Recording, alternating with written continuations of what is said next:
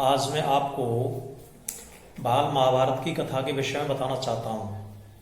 मैंने तुम्हें बसंत अपनी जो पाठ्य पुस्तक है उसके 4 अध्याय आपको पढ़ा दिए हैं। उनके क्वेश्चंस आंसर लिख के मैंने आपको भेज दिए हैं। व्याकरण में भाषा, लिपि, बोली, साहित्य और व्याकरण, इसकी परिभाषा बता करके लिखित रूप में आपको भेज दिए। आगे वर्ण विचार और शब्द विचार भी वीडियो बना करके आपके पास भेज दिए हैं और उन्हें लिखित रूप में आपके पास पहुंचा दिया है। अब आपकी अलग जो सहायक पुस्तक है उसका नाम है बाल महाभारत। ये जो बाल महाभारत की जो कथा है यह हमें महर्षि पाराशर के विद्वान पुत्र वेद व्यास के माध्यम से, माने हमें देन है उनकी, ये उन्होंने हमको इसको प्रदान किया है। महर्षि पाराशर के विद्वान तेजस्वी होनहार पुत्र व्यास जी ने ये हमको प्रदान की है। व्यास महाराज ने, इन्हें व्यास नारायण भी कहा गया है। कृष्ण द्वैपायन व्यास इनका जन्म यमुना नदी के टापू में मथुरा में ही हुआ था, इसलिए इनको काले होने का कृष्ण और द्वैपायन माने द्वीप पर जन्म लेने के कारण से इन्हें द्वैपायन कहा गया है। व्यास इनकी उपाधि का नाम है। कहते हैं कि एक बार और किसी भी तरीके से जब इनका जन्म हो गया तो ये जंगल में तपस्या करने लगे थे। इनकी जो माता है तो उनका नाम सत्यवती बताया जाता है। ये जो सत्यवती हैं ये एक मल्ला, उस समय का वो है मल्ला, उसकी पुत्री है ये सत्यवती। बाद में ये वहां पर चले जाते हैं, जंगल में तपस्या करने लगते हैं, अध्ययन करते हैं, वेदों को कंठस्थ करते हैं, सीखते हैं, अंत में उनका संकलन करते हैं। फिर भी इनकी तृप्ति नहीं होती है, उस पुराण लिखते हैं, 18 पुराणों का संकलन करते हैं, 18 उप पुराणों का संकलन करते हैं।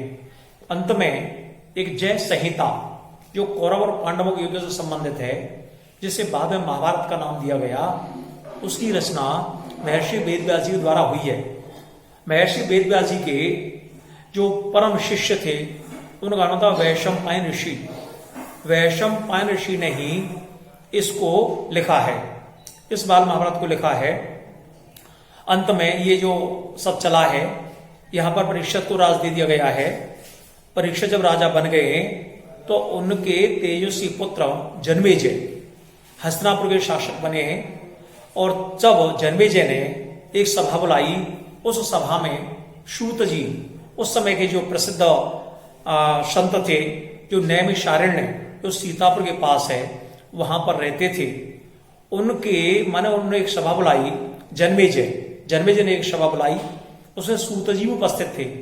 सूत जी ने शौनक ऋषि की अध्यक्षता में एक कमेटी गठित की और उसके पश्चात इस कथा का प्रचार प्रसार हुआ। जब वेदव्यास जी ने इस कथा को लिख लिया तो उन्हें लगा कि इसको सुनाऊं किसको मैं, तो उन्होंने इस कथा को पूर्णतः अपने विद्वान तेजस्वी पुत्र शुकदेव जी को कंठस्थ कराया, जो कि अवधूत थे। वहां से सब चला है। तो ये जो कथा है ये संक्षेप में इस प्रकार से है कि हस्तिनापुर के जो शासक हैं शांतनु, वो शांतनु एक बार जाते हैं गंगा के किनारे, क्योंकि हस्तिनापुर ये बिल्कुल गंगा के किनारे पर है। आज का जो मेरठ क्षेत्र है वह हस्तिनापुर के नाम से जाना जाता है। वहां पर ये जाते हैं शिकार खेलने के लिए। वहां एक सुंदर युवती को देख करके ये मोहित हो जाते हैं। एक सुंदर युवती से इनका परिचय होता है। जब वह अपना परिचय देती है तो कहते हैं कि मेरा नाम गंगा है। तो गंगा का विवाह इनके साथ हो जाता है, लेकिन गंगा इनसे एक शर्त रखती है। वो शर्त यह है कि मेरे जितने भी पुत्र होंगे उन सारे पुत्रों को मैं अपने साथ लेकर के चली जाऊंगी। आप किसी के भी बारे में मुझसे पूछताछ नहीं करोगे। शांतनु ये शर्त स्वीकार कर लेते हैं। तो एक एक करके उनके 7 पुत्र होते हैं और 7 पुत्रों को गंगा अपने साथ बहा करके ले जाती है। जब वो बहा करके ले जाती है तो जब 8वां पुत्र होता है, जब वो 8वें पुत्र को लेकर के चलती हैं, तब महाराजा शांतनु जो हस्तिनापुर के शासक हैं उनका धैर्य जवाब दे जाता है और गंगा से पूछ लेते हैं किस पुत्र को तुम कहां लेकर के जा रही हो। तो गंगा ने कहा कि मैंने आपको पहले बताया था कि आप इन पुत्रों के बारे में मुझसे किसी भी प्रकार का कोई प्रश्न नहीं करोगे। अब आपने मेरे से प्रश्न किया है तो मैं अब आपके पास नहीं रहूंगी और अपने इस पुत्र को लेकर के जा रही हूं और मैं ही अब इसका लालन पालन करूंगी। इस प्रकार से गंगा और अपने पुत्र भीष्म को लेकर के चली जाती हैं और वहीं वो उनका पालन पोषण करती हैं। एक दिन क्या होता है, शांतनु फिर से शिकार खेलने के लिए जाते हैं और वो क्या देखते हैं, एक नवयुवक, एक गठीला शरीर वाला के युवक गंगा की धारा को अपनी बाणों से पूरी तरह रोके हुए खड़ा है। तो जब वो सब परिचय पूछते हैं तो गंगा प्रकट होती हैं और कहती हैं कि यही तुम्हारा 8वां पुत्र भीष्म है, देवव्रत है, देवव्रत नाम है उसका। इस प्रकार से फिर भीष्म माने उसको अपने साथ ले आते हैं और इस प्रकार से गंगा हमेशा के लिए देवव्रत से अलग हो जाती है। कुछ पश्चात फिर से वो एक समय यमुना के किनारे जाते हैं और वहां पर क्या देखते हैं, एक मल्लाह की पुत्री, एक केवट राज की पुत्री मत्स्यगंधा जिसका नाम सत्यवती है, वह उनको मिलती है और सत्यवती को देख करके वो परेशान होते, मोहित होते हैं। वह उसके समक्ष विवाह का प्रस्ताव रखते हैं, लेकिन वो हस्तिनापुर के राज से पूरी तरह परिचित है। वह बोलती है मैं आपके साथ विवाह तो कर सकती हूं, लेकिन इस विवाह के माध्यम से जो संतान मेरी होगी वही इस हस्तिनापुर की उत्तराधिकारी होगी। राजा शांतनु उनकी शर्त को मानते नहीं है, आ जाते हैं और उसके शोक में वो पड़े रहते हैं।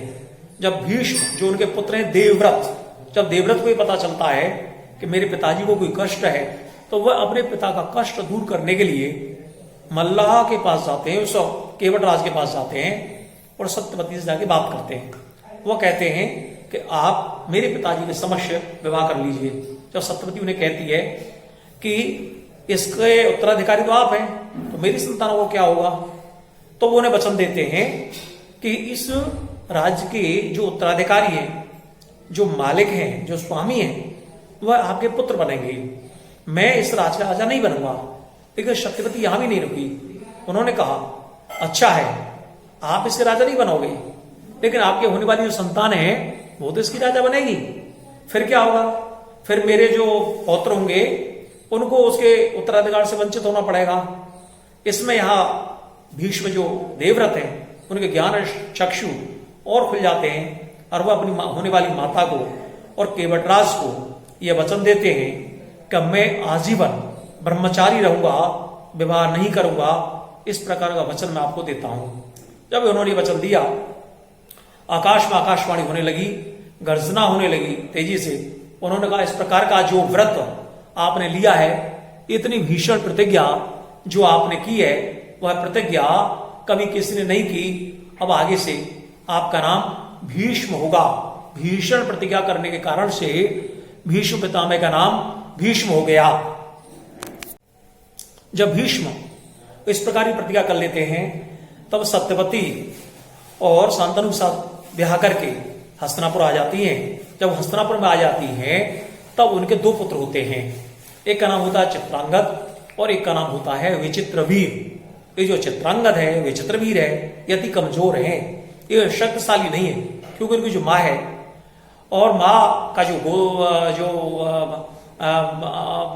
जनरेशन है, माँ की जो आनुवांशिकता है, जो जेनेटिक्स है, वो ऐसी है, तो वो पुत्र कमजोर होते हैं, बलशाली नहीं होते, बहादुर नहीं होते।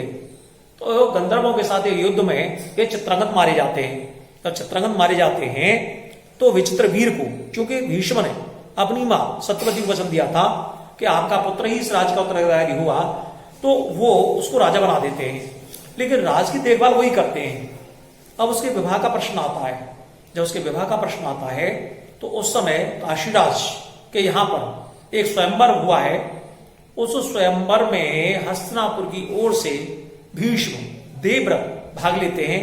वहां पर जब वो पहुंचते हैं तो राजा लोग उनकी बड़ी खिल्ली उड़ाते हैं, बड़ी हंसी उड़ाते हैं, देवव्रत की आलोचना करते हैं कि देवव्रत तो ब्रह्मचारी है और ये इस प्रकार के युद्ध में, इसमें स्वयंवर में इसको आने की क्या जरूरत थी, ये यहां पर क्यों पधारे, इनको नहीं आना चाहिए था। लेकिन भीष्म अपने जो लक्ष्य है वो उस पर वो केंद्रित हैं उन्हें किसी से कुछ भी लेना देना नहीं है और संयोग से वो काशीराज की तीनों पुत्रियों को जीत लेते हैं और जीत लेते हैं वो तीनों को लेकर के हस्तिनापुर की ओर चल देते हैं। तो वो जो काशीराज की पुत्री हैं, एक का नाम है अम्बा, एक का नाम है अंबिका और एक का नाम है अम्बालिका। तो इसमें जो अम्बा है वह शाल्व देश के राजा, सौव देश के राजा, सौव देश के राजा शाल्व से प्रेम करती है और वह उसके साथ विवाह करना चाहती है, लेकिन यहां भीष्म को सुनते नहीं है। हालांकि सौव देश का जो राजा शाल्व है वह भीष्म के साथ युद्ध करता है लेकिन पराजित हो जाता है और काशीराज की तीनों ही पुत्रियां हस्तिनापुर आ जाती हैं। यहां अंबिका और अम्बालिका इन दोनों का विवाह विचित्रवीर के साथ कर दिया जाता है।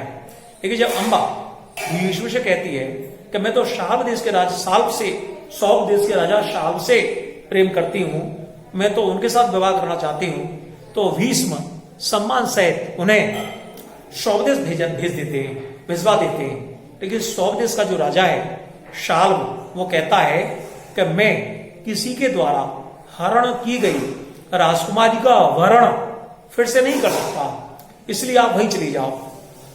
अम्बा फिर से भीष्म के पास आती है लेकिन भीष्म बात स्वीकार नहीं करते हैं। अंत में अम्बा हार करके उनके गुरु परशुराम के पास जाती है, भीष्म के गुरु देवव्रत के गुरु परशुराम के पास जाती है। परशुराम उन्हें आश्वस्त करते हैं कि मैं अपने शिष्य देवव्रत को तुमसे विवाह करने के लिए मना लूंगा और तुम्हें चिंता करने की कोई जरूरत नहीं है। परशुराम जी भीष्म पितामह के पास, भीष्म देवव्रत के पास यह संदेश भेजते हैं और उनसे विवाह करने का प्रस्ताव रखते हैं। भीष्म यहां पर विवाह करने से इनकार कर देते हैं। फिर दोनों गुरु शिष्यों में भयंकर युद्ध होता है और कहते हैं यह युद्ध 27 दिन चला है। उसमें दिव्यास्त्रों का प्रयोग करने की नौबत आ गई है। फिर देवताओं ने आकर के इस युद्ध को रुकवाया है और इस प्रकार से गुरु शिष्य की जो परंपरा है वो यहां पर समाप्त हो जाती है। और यही परशुराम जी ये प्रतिज्ञा करते हैं कि मैं अब कभी भी किसी भी क्षत्रिय बालक को शिक्षा ग्रहण नहीं कराऊंगा। यही कारण है कि इसमें आगे का जो पात्र है कर्ण, वो कर्ण क्षत्रिय है लेकिन ब्राह्मण बनकर के परशुराम जी से और शिक्षा ग्रहण करने जाते हैं धोखे से। इस बात को मैं आगे जब भी कर्ण का जिक्र आएगा तो वहां पर आपको बताया जाएगा। फिर यहां अम्बा से उनका विवाह नहीं होता है। अम्बा फिर हार करके जंगल में चली जाती है, वन में चली जाती है, वहां पर तपस्या करती है और तपस्या करके और अपने शरीर को जो है वो पूरा भस्म कर देती है। एक नया शरीर वो धारण करती है, वो पुरुष बन जाती है, किन्नर बन जाती है और अपना नाम शिखंडी रख लेती है। अन्य कथाओं में माने वो अम्बा वो मृत हो जाती है, उसकी मृत्यु हो जाती है और उसके अगला जन्म मिलता है। उसे अगला जो जन्म मिलता है वह पांचाल देश के राजा द्रुपद के यहाँ वो जन्म लेती है और जो वो उसने प्रतिज्ञा की है कि मैं भीष्म की मृत्यु का कारण बनूंगी, तो वहां पर वो फिर पलती पड़ती है। ये शिखंडी की कथा है। अंत में विचित्रवीर भी और माने बहुत ज्यादा समय तक माने जीवित नहीं रह पाते और वो भी एक बीमारी के कारण से उनकी मृत्यु हो जाती है। उनकी दो पत्नी अंबिका और अम्बालिका ये दोनों ही माने बिना पुत्रों के वो रहती हैं। उसके पश्चात सत्यवती के जो बड़े पुत्र हैं वेद व्यास, जैसे मैंने आपको बताया व्यास जी थे, उनको बुलाया जाता है। फिर उनके वरदान से अंबिका और अम्बालिका के यहाँ दोनों के यहाँ एक एक पुत्र का जन्म होता है। अंबिका के माध्यम से जो पुत्र हुआ है उसका नाम धृतराष्ट्र है और अम्बालिका के जो पुत्र हुआ है वह पांडु है।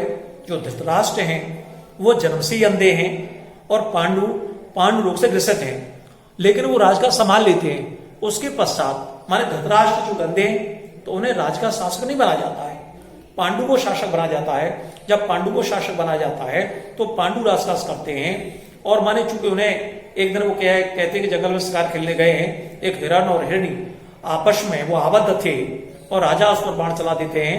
वो हिरणी गर्भस्थ थी तो वो हिरणी और श्राप देती है पांडु को कि तुम जब कभी भी अपनी किसी भी पत्नी के साथ इस प्रकार से आलिंगनबद्ध होंगे तो तुम्हारी मृत्यु अनिश्चित है। इस प्रकार से पांडु की मृत्यु हो जाती है। फिर वो हमारे दोनों पत्नियां, एक माद्री, कुंती और माद्री, ये दोनों उनके साथ रहती हैं वहीं वन में और विभिन्न देवताओं के माध्यम से इनको पुत्र रत्न की प्राप्ति होती है। धर्म के प्रभाव से धर्मराज की उत्पत्ति होती है, धर्मराज पैदा होते हैं। उसके पश्चात पवन के आशीर्वाद से भीम पैदा होते हैं, इंद्र के आशीर्वाद से अर्जुन, और अश्वनी कुमारों के आशीर्वाद से यहां पर नकुल और सहदेव का जन्म होता है। ये माद्री के पुत्र हैं, नकुल और सहदेव। 3 कुंती के हैं, युधिष्ठिर, भीम और अर्जुन, और 2 माद्री के हैं, 2 माद्री के हैं। तो इनका जो जन्म है, पालन पोषण है, वो वहीं जंगल में होता है और 16 वर्ष तक ये वहीं पर रहते हैं। उसके बाद ऋषि कुमारों के साथ ये हस्तिनापुर आते हैं। हस्तिनापुर में इनके साथ कोई अच्छा व्यवहार नहीं होता है। बाद में और भीष्म पितामह के कहने से राज के 2 बंटवारे हो जाते हैं। ये जो 2 बंटवारे होते हैं, उस बंटवारे में हस्तिनापुर दुर्योधन के अधिकार में आता है, और खांडव वन जो उनके महाराज, जो कभी पुरोहित माने जो पूर्वज थे, यया थी जो उनकी राजधानी थी, जो कुछ भी नहीं था, वहां खंडर थे, वन था, वो सर्पों की भूमि थी, वहां पर सर्पों का राज था।